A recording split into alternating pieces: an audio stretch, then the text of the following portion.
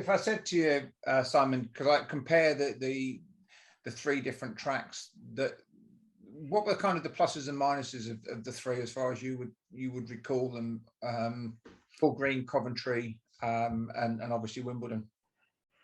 Hall Green was fantastic because I'd obviously followed it through all the years of and it was the first track the GRA developed with the new style of stand with the restaurants and that, and I can go back to the old open terraces, and it was boom time as well. We used to, it was ticket only on Boxing Day, and we'd have crowds unbelievable.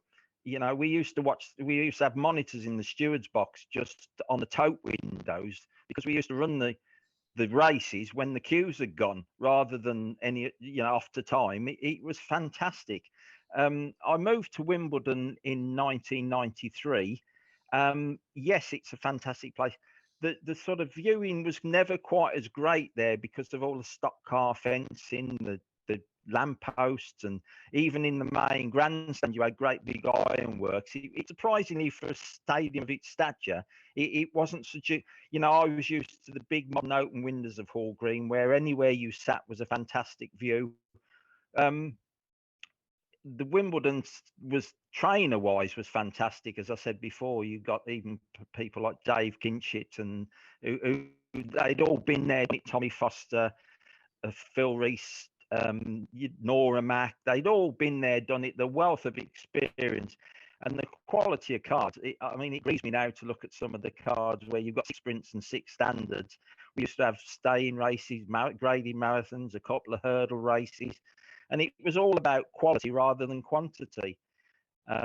Thoroughly enjoyable to work there, and you were never sort of a month away from a major competition. You'd have the Derby finish, you had the Wave Plastics, then the Oaks, the Grand National. It was probably overkill. There was too many good races at one stadium, but it was a pleasure. You never stopped seeing good dogs running. Coventry was a different thing because obviously it was to set it up, and it's a big regret because Coventry should have become something.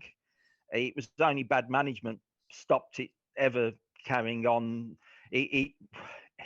Sandu was a superstar. He put his money where his mouth was, and even when the problems in the latter years, the money not being paid, he came back on board. He paid those people that were owed vast amounts of money, and you can't blame him in the end to want to pull out, because he probably got sick of it, because it caused him nothing but grief, and all he wanted was to put on a show and a good stadium and a good track, and everything was there. It was never going to be hugely populated by punters because it was just too far outside the city.